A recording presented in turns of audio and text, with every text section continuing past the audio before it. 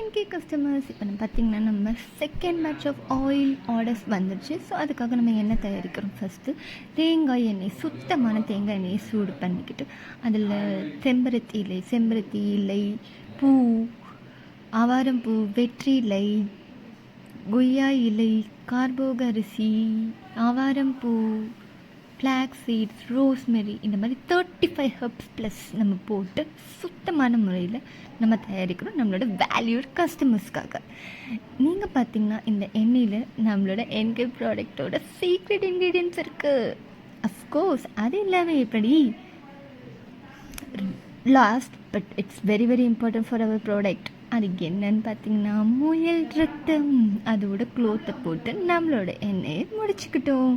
கண்டிப்பாக ஸ்க்ரீனில் தெரியுற இந்த வாட்ஸ்அப் நம்பருக்கு காண்டாக்ட் பண்ணி உங்களோட